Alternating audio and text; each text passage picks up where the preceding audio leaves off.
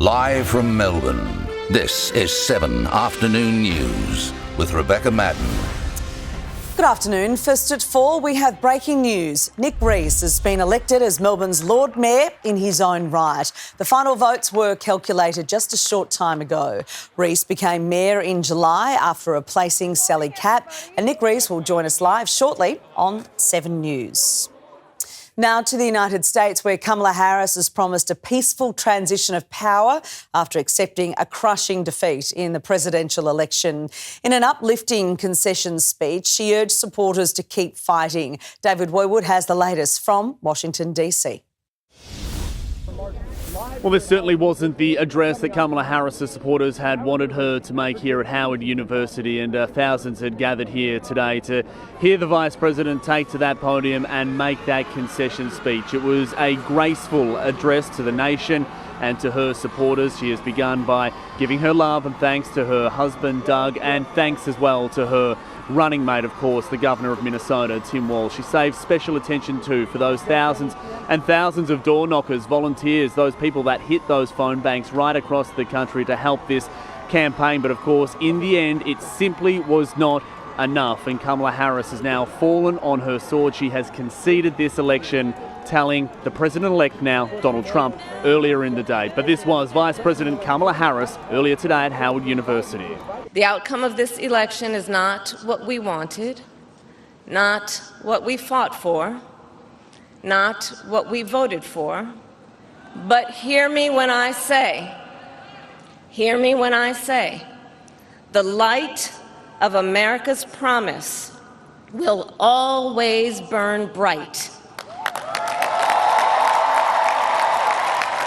As long as we never give up, and as long as we keep fighting. Well, it's done very little to actually salve the herd of thousands of her supporters right around the country. We spoke to a number of them down here today.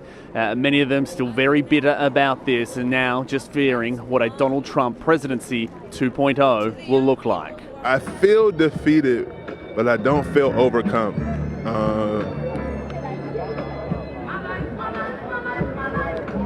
I have a lot of mixed emotions. Well, I felt better. Hard day? It's a hard day. Yeah, it's a hard day. So now this election, it has been run and won by the Republicans. Of course, a thumping, comprehensive victory, wall to wall, up and down the ticket, right around the country. Donald Trump reveling in that victory now, but America in this position of having had an election, a concession speech, and now that commitment to a peaceful transfer of power. US President-elect Donald Trump has spent today on the phone to world leaders, including our Prime Minister, accepting calls of congratulations for his triumph at the polls. Anthony Albanese says Australia's relationship with Washington remains as strong as ever, despite growing concerns about the future of the AUKUS submarine deal, trade tariffs and climate change policies. The United States has long played a leadership role in the stability and security of the Indo-Pacific, and Australia will strive to strengthen the cooperation between our two nations and the region. The PM promised to work closely with the new administration but refused to apologise for his previous criticism of Mr Trump. With full control of Congress, fixing the southern border is top of the Republican Party's to-do list. Foreign editor Hugh Whitfeld looks at the agenda for the incoming White House. If tomorrow all the things were gone. Donald Trump's most important vow to his supporters was repeated at every rally for a year. On day one, I will launch the largest deportation program in American history, raising huge logistical and legal issues. With an estimated 10 million illegal migrants, the idea of rounding them up, building internment camps and organising deportations on this scale would stretch resources and the law to breaking point. It would be devastating for the U.S. economy and for communities throughout the country, oftentimes who don't realize that their neighbours may be undocumented in the United States. Another priority after the inauguration, and much more personal for Donald Trump, will be ordering his Attorney General to dismiss the federal charges against him. It likely means the trial over the secret documents that he retained will never be reinstated. And if you don't fight like hell, you're not going to have a country anymore. Similarly, the trial over his role in the January 6th insurrection will likely never take place. Previously, he suggested he will free many of those who were convicted and imprisoned for their role in the storming of the Capitol. USA! USA! As always, so much is unclear with Donald Trump. In liberal America, there's no need to feel down. The biggest concern is whether he will dismantle the foundations of democracy, pointing to this comment from the campaign trail. We have two enemies. We have the outside enemy, and then we have the enemy from within. The second Trump term will have prominent new faces. For the greatest capitalist, including Elon Musk, who has emerged as a huge ally of the former and future president. Since he last left office, Donald Trump survived 2 assassination attempts. And after achieving the greatest comeback in all of American politics, the question is whether he feels emboldened or humbled. Hugh Whitfield, 7 News. Advocates have condemned the sentence imposed on a gambling addict who robbed and killed 2 sex workers. The Chinese national dodged murder charges after striking a deal with prosecutors. Here's court reporter Estelle Greepink. For killing 2 women in the space of 24 hours, Yao Zheng Lin could be out of jail in just 7.5 years.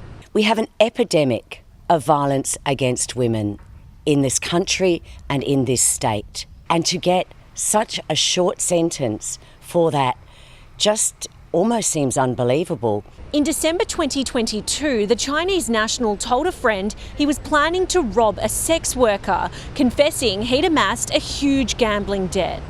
He suffocated his first victim, a 31-year-old Chinese woman, in her CBD apartment before killing his second victim, Korean woman Hyun Suk Jun, at her Docklands home.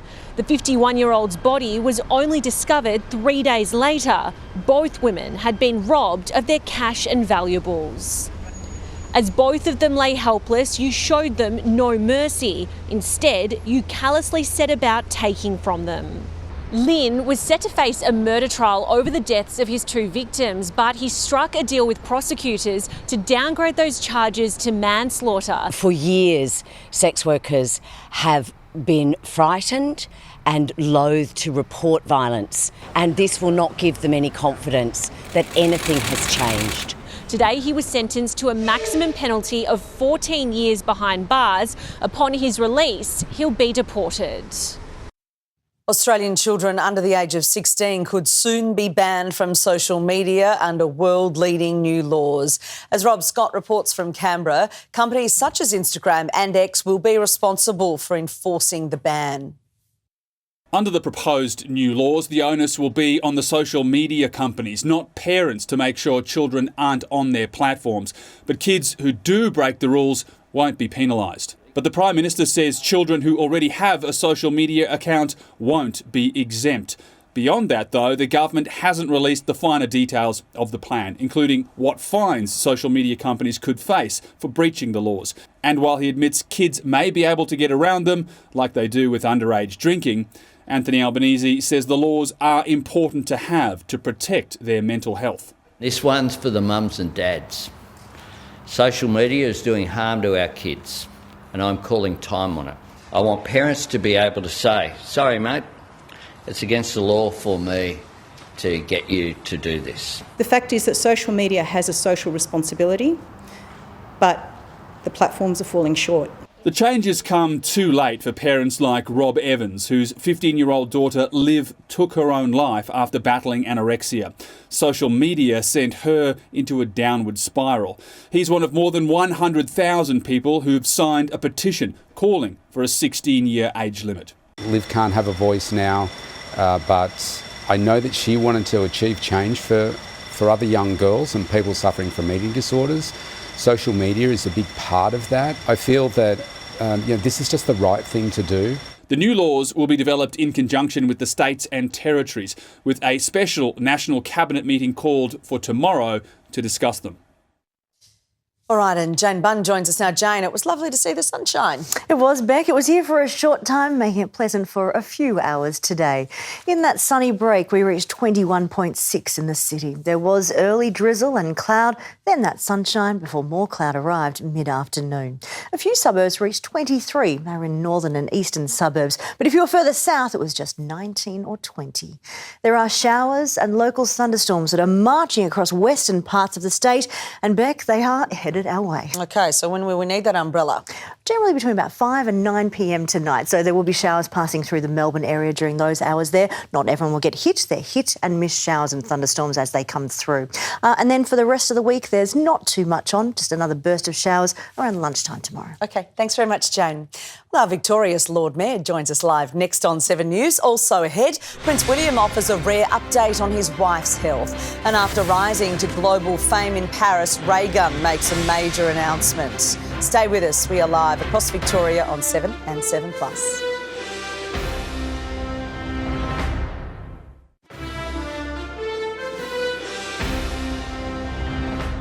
Welcome back, and returning to our breaking news this hour, Lord Mayor Nick Rees is celebrating his election to the city's top job, winning in his own right after replacing Sally Capp in July. The Victorian Electoral Commission has finalised the vote count, and Nick Rees joins us now live from outside Drill Hall in Victoria Street. Congratulations, Lord Mayor. You've been in the job for 4 months. This must sort of feel real now, Nick, winning in your own right. How are you feeling about the next 4 years? Because I think voters are expecting a lot. Thanks so much, Rebecca. Look, I'm feeling proud and humbled to have been elected Melbourne's Lord Mayor. It's truly the honour of my life to be serving our city in this role. But I want to make it really clear, I didn't put myself forward for election because I wanted the title or the position. I put myself forward because I'm hungry for the work, and I'm going to, as of tomorrow, get on with delivering on the positive plan I put forward to the people, and have spent the last 3 months out there talking to tens of thousands of Melburnians about it, listening to their views, now getting on acting and delivering for the people of our city.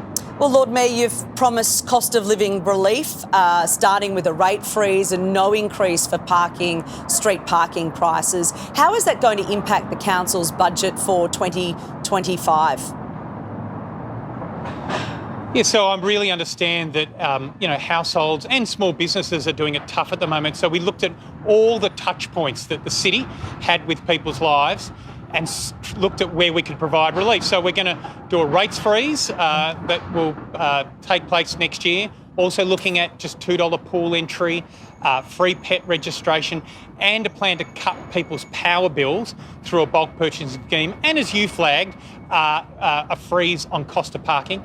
Now, every promise I put forward in this election has been costed, so I'm only promising what I can deliver, and I will deliver what I have promised. Nick, more or less bike lanes under you? Well, it's about the bottlenecks and the black spots. So there are parts of the existing cycling network which are not working, where there's causing unnecessary congestion along Exhibition Street, Queensbridge coming into the city. So we're going to fix up those bottlenecks. I also recognise there was 11 cyclists that lost their lives on Melbourne roads last year. So I'm going to go after those black spots as well. So I'd say it's a balanced approach to bike lanes, not an ideological approach. And I think motorists and cyclists will be better off under the plan I'm putting forward. You've also been very big on using vacant office space to create 4,000 new homes. How quickly can that actually happen?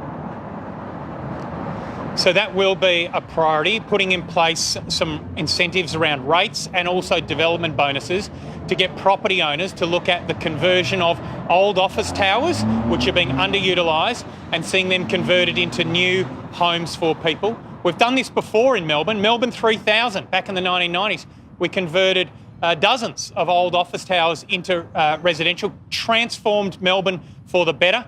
And I want to do it again, hopefully delivering 4,000 new homes in the central city by using those old office towers, making them into homes for people. And just one last one for you, Lord Mayor. What about your plan for dozens of new parks and a greener Melbourne? Yeah, look, I'm old enough to remember when Victoria was known as the Garden State, and I want to make Melbourne a garden city. So a real centrepiece in this election has been my commitment to build 28 new parks across the city. Got Paul Bangay employed as our Garden City ambassador, and we are going to green everything we can with those elegant parks and gardens which define our city, make Melbourne really special. I'm particularly excited about getting on and delivering on that promise. Well, congratulations. You've been voted in, Lord Mayor Nick Rees. Thank you so much. The Albanese government has acted quickly to reinstate its regime of ankle bracelets and curfews for freed immigration detainees after the High Court yesterday ruled it was unconstitutional. The Home Affairs Minister has visited the Governor-General to introduce new regulations. Leader of the House. These visa conditions are designed to protect the community, not as a punitive measure. The Coalition is considering whether it will support new laws that back up the new regulations. Olympic lightning rod Rachel Gunn, otherwise known as Ray Gunn, has announced she'll never compete in breakdancing again. The gender studies professor blamed the backlash from her Olympic performance, where she failed to score a single point. It was really upsetting because I felt like I just didn't have any control over how people saw me or who I was. The 37-year-old has signed with a talent agent and has already appeared in an ad for Finder. Prince William has given a rare update on wife Kate's health 2 months after she announced her chemotherapy treatment for cancer was complete. The Prince of Wales telling reporters at the Earthshot Prize Awards in Cape Town she's doing really well. He went on to say she's been amazing this whole year. Sport is coming up after the break. Hear from the Aussies with a licence to thrill tomorrow. Also, the Hawks and Tigers looking to create history in the AFLW finals, and Festo, the Penguins, showcasing a brand new look. Thanks for your company. We'll be right back.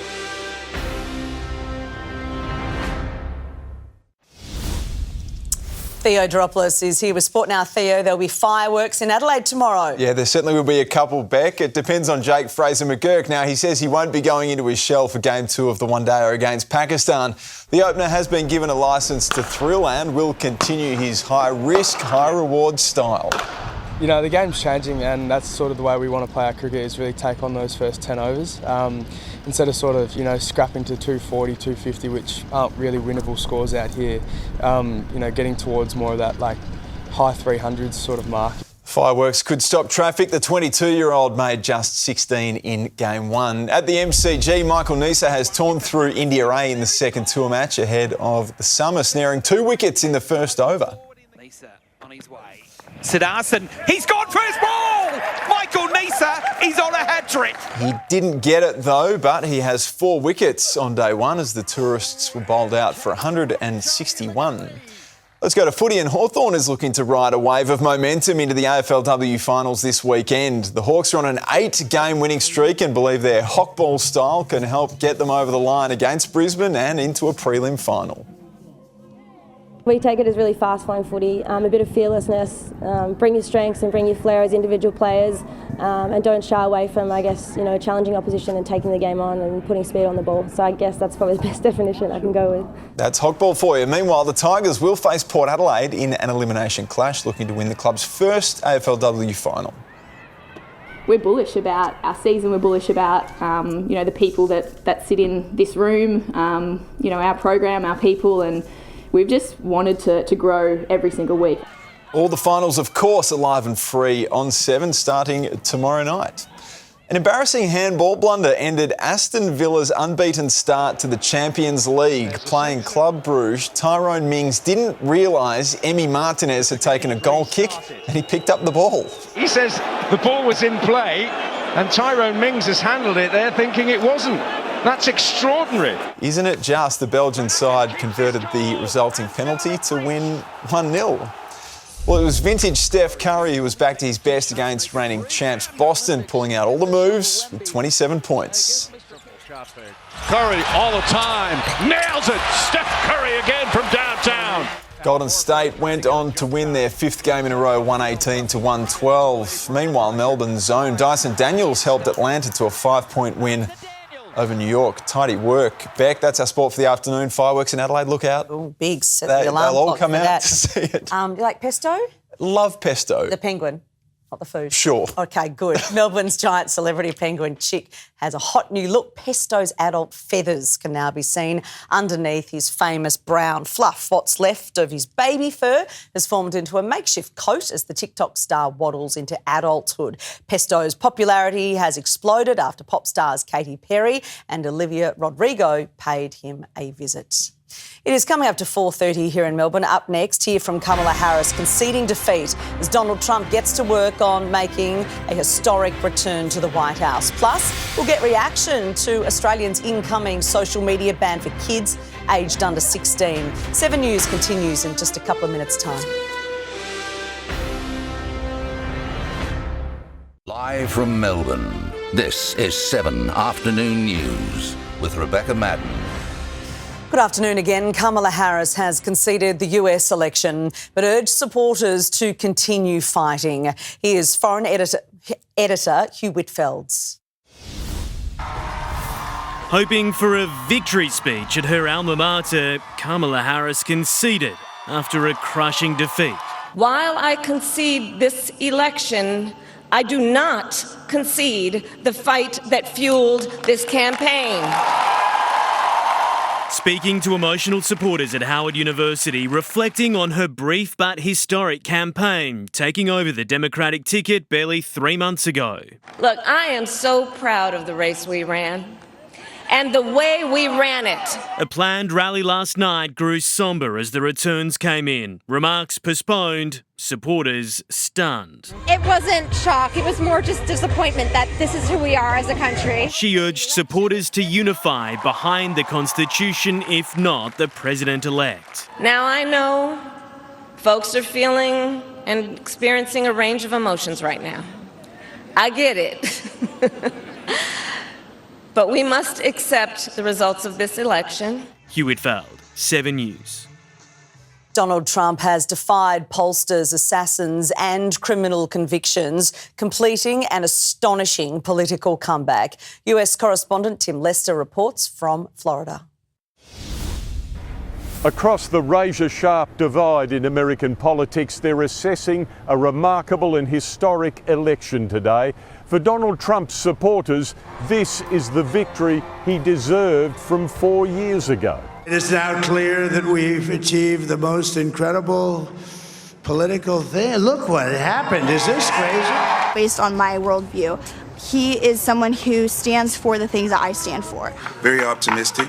I think that the country is in need of repair. But for the half of the population here opposed to Donald Trump, this election is historic for the wrong reasons. He's the oldest ever US president at his election, 78, older even than Joe Biden. He's also the first convicted felon elected to the White House. In fact, there's a sentencing hearing currently scheduled 3 weeks from now, which surely has to be changed, if not abandoned altogether. And today we learn that the prosecutor in those other federal cases against Donald Trump, the documents from Mar-a-Lago allegations and the claims that he interfered with the 2020 election, is now assessing how to wind down those cases. This after Donald Trump, speaking last night, spoke of divine intervention in his re-election. Many people have told me that God spared my life for a reason. Of the 7 battleground states on which this election hinged, he's won 5 and is ahead in the remaining 2, so may sweep all 7, and his party has gained control of the Senate and may yet gain control of America's House of Representatives. In all, a strong win for the former and now future president. Thank you, Tim. Our Prime Minister has called Donald Trump to personally congratulate him on his election win. Isabel Mullen has the details. Well, Anthony Albanese insists that the federal government will continue to work closely with the Trump administration, pointing to our enduring alliance with the United States. The Prime Minister says he and Donald Trump talked about the importance of the alliance and the strength of the Australia-US relationship in security, AUKUS, trade and investment. The Prime Minister appeared stoic this morning despite growing concerns over the AUKUS submarine deal and climate policy. A Trump administration could put Australia in a tough position, particularly as the Albanese government works to improve our relationship with China. The Greens say they want the Prime Minister to cancel our AUKUS agreement altogether, something the Prime Minister has flat out rejected. Mr Albanese is on the record back in 2017 saying Donald Trump scares him, but his message was very different this morning. Our government will work closely with the new Trump administration to realise the benefits of what is a very strong economic and security partnership. Australia and the United States are old allies and true friends. I think Australians should be very relaxed about a second term of President Trump, because in his first term, President Trump was a very good friend of Australia. But the federal government is preparing for a fight over trade deals. Donald Trump has promised an America First agenda, slapping a 10% tariff on imports from all nations, including Australia, and a 60% tariff on imports from China. The big concern is large tariffs on China, which may have an adverse effect on us. We can't be setting policy on the basis of things that could happen or might not happen. At this stage, we would be sticking with our inflation outlook.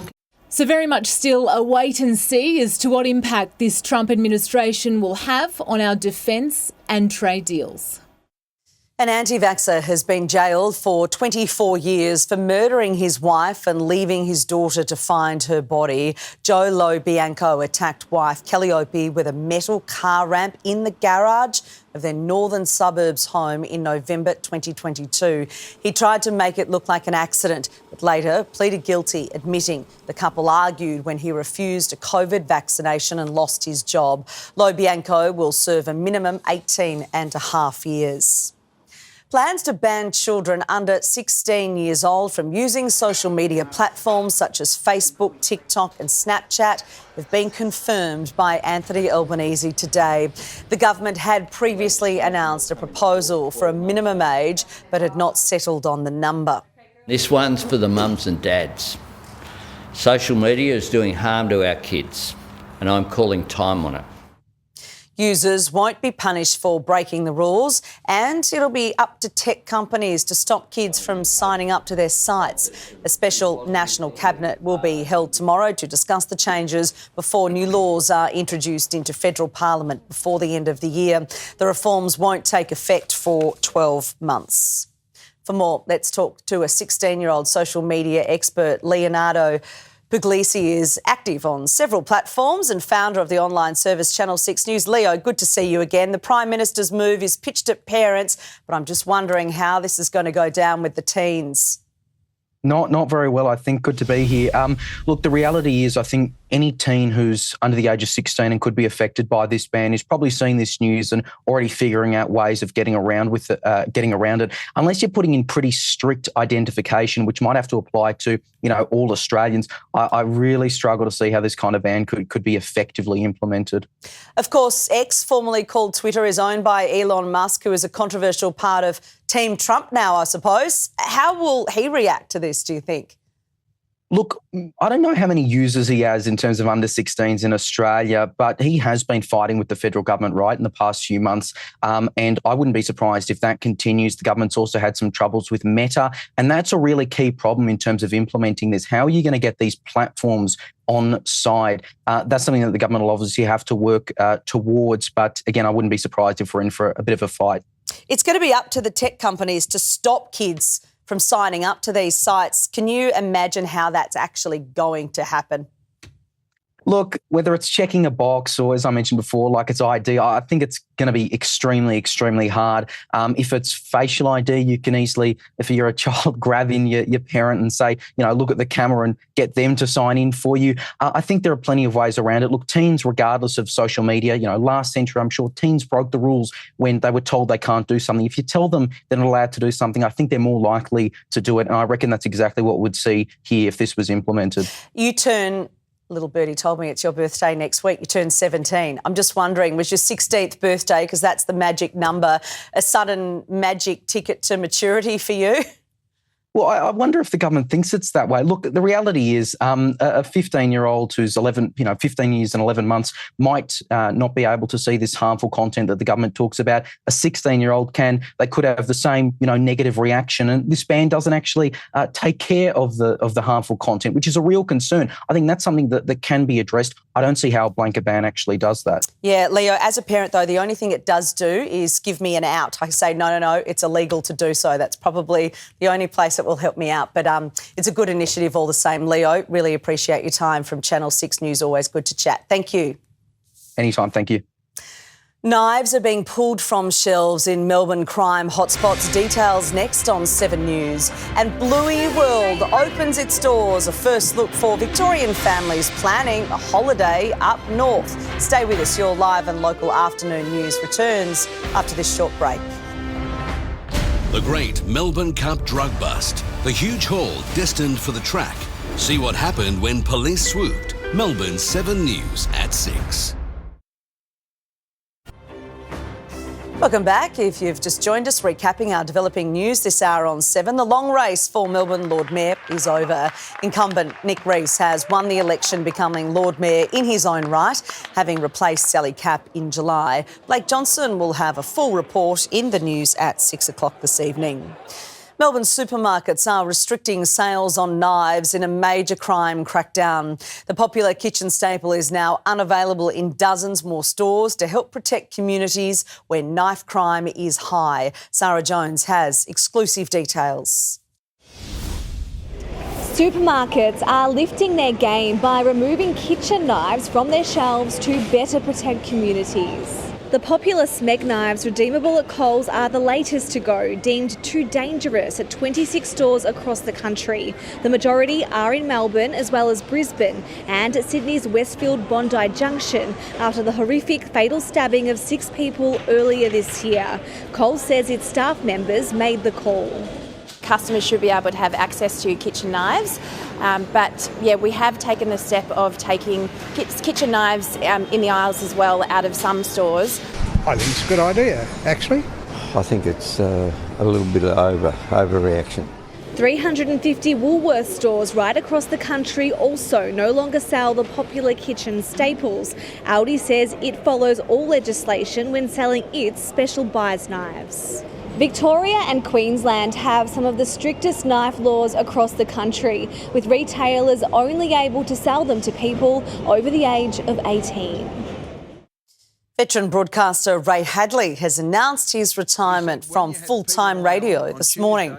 After 43 years in the industry, his final show will air next month. December 13 will be my last day broadcasting the Ray Hadley morning program. It's been a hell of a ride from a young bloke wanting to call the races to being the old bloke sitting in this particular chair in this studio for so long.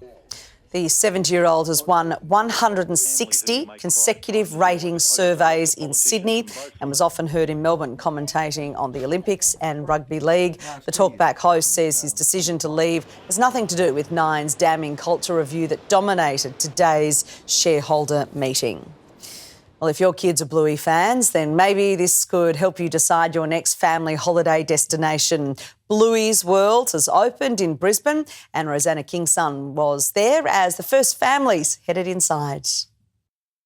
Well, if you're a fan of Australia's most famous healer, a one-of-a-kind immersive experience has opened in Brisbane and it's sure to be a hit with fans young and old. Bluey's World promises to take people inside Bluey's iconic Queenslander home and prove you're never too old to play. Families will be able to explore rooms and take part in games from the TV show.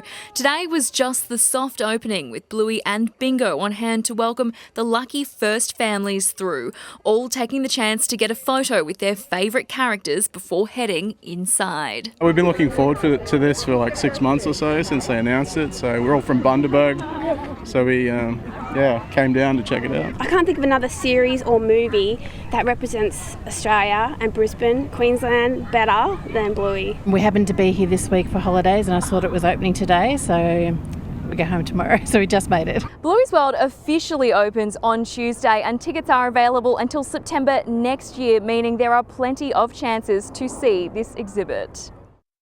Look forward to it. We've got much more ahead on 7 News, including your chance to buy the world's most famous pair of slippers. We'll explain next. As we take a live look at the city, we'll also check your traffic and get Jane Bunn's forecast shortly. E-scooter crackdown, the push for new rules and council trials to keep riders and pedestrians safe. Plus, it's murder on the dance floor. Sophie Ellis-Bextor is live at Brekkie Central. Start with sunrise tomorrow morning. A warning to be vigilant with your mail deliveries after a boom in thefts. New data from comparison site Finder shows 5% of Australians have had parcels stolen. More than 21,000 packages are estimated to have been taken over Black Friday, worth $2.8 million. Experts say you can protect yourself from thieves by installing security cameras, shipping mail to a secure location or opting to click and collect. Red and yellow flags will be raised at beaches across Victoria this weekend, marking the start of the summer patrol season. Lifeguards are urging the community to play it safe around the water after a record 27 people lost their lives last year. Recreate between the flags, that's where we need you to be, because that is absolutely the safest place on our beaches. Please don't swim alone, don't mix alcohol and water. Patrols will operate until April. The best everyday items on our supermarket shelves have been crowned at the Product of the Year Awards. It's a test of affordability, freshness, function and flavour. And Sean White has the results. 5,000 grocery buyers have had their say, trying and testing new items to crown this year's Product of the Year Awards winners. A lot of them were won by the retailers with their home brands.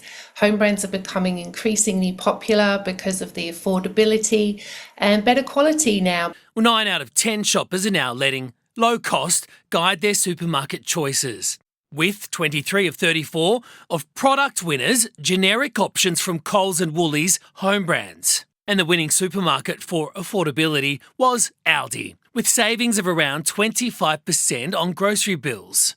But shoppers aren't just looking for bargains. Even though they're budget conscious, fresh produce is still a priority because people are, despite the challenging times, really interested in their health and well-being overall. Well, Coles tomatoes and chia puddings popular amongst voters, with Woolies roast beef and barramundi also getting a spot on the podium, as healthier consumers look to balance clean eating with cheaper shops. Sean White, 7 News. They're the famous ruby slippers worn by Judy Garland in The Wizard of Oz, and they're set to go under the hammer. Expected to fetch up to $800,000. Online bidding has begun nearly 20 years after they were stolen. The iconic shoes were taken in 2005 by a thief who was convinced they were adorned with real jewels. Their whereabouts remained a mystery until they were recovered by the FBI in 2018. Let's take a look at Melbourne's roads right now. Good afternoon, it's James in the Freedom Traffic Chopper, and it's a very cruisy run around Melbourne incident-wise, although the Westgate Freeway is heavy going in both directions. It's particularly chockers outbound from the Bolte Bridge over the Westgate Bridge all the way to Millers Road before easing out on the Princes Freeway, and slow going inbound from Williamstown Road to the Burnley Tunnel. Freedom's blackout sale is on now. Get up to 30% off selected sofas and furniture and up to 50% off all mattresses. Don't miss out, only at Freedom. Have a great night. I'll see you tomorrow. Jane Bunn returns now. Jane, what's in store for the rest of the week? Well, Beck, there are showers about for the next few hours and then again around lunchtime tomorrow. The city began grey after earlier drizzle that added up to 1 millimetre, which is more than we saw in the storms yesterday. It slowly cleared out to this sunshine, peaking at 21.6. Cloud has spread right back through now, not as thick yet as further to our west, this here in Portland around 3 p.m. Yesterday's showers and thunderstorms had cleared the far east by dawn, and there was increasing sunshine this morning in behind that. But the next weather system arrived in the west this afternoon with showers and local thunderstorms. It is cooler across the state today. Swan Hill 13 degrees less than yesterday. Those showers have arrived just west of Melbourne. They're hitting Geelong now, and they should spread through over the next hour. This here is hit and miss activity, showers and the risk of thunderstorms, so I'd keep the umbrella handy. They're only here for a few hours and they dry up during the evening. These showers are thanks to a trough. Watch it here, fizzling out as it this evening, which is why the showers do too. A new cold front crosses the Bight and clips us on its way past tomorrow. Then high pressure will be taking over. So the showers from that weakening trough, they weaken as they push further east this evening. There is a break in behind that before the next burst of showers tomorrow. This one here clips us, so the showers are mainly in the southwest. They don't spread north of the Divide and they peter out over Gippsland. Around the nation tomorrow, 34 for Brisbane. Showers and storms are likely. Sydney's 30 and sunny. 24 in the sunshine for Canberra, 17 in Hobart. A burst of showers around the middle of the day. Those showers hit Adelaide early and Perth's cool week comes to an end, rising to 26, but showers and storms.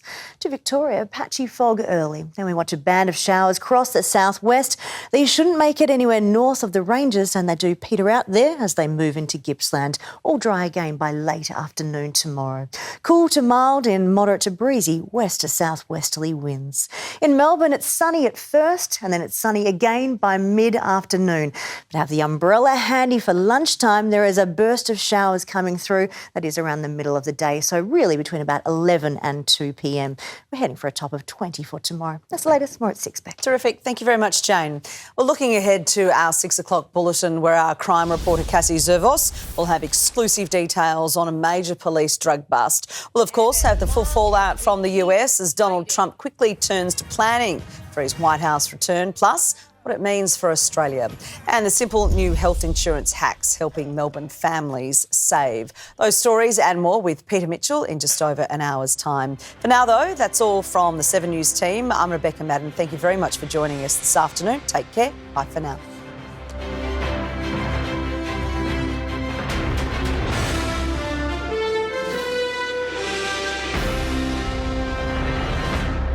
The 7 News app will give you the news you want every minute of every day, including breaking news alerts. Download the 7 News app now.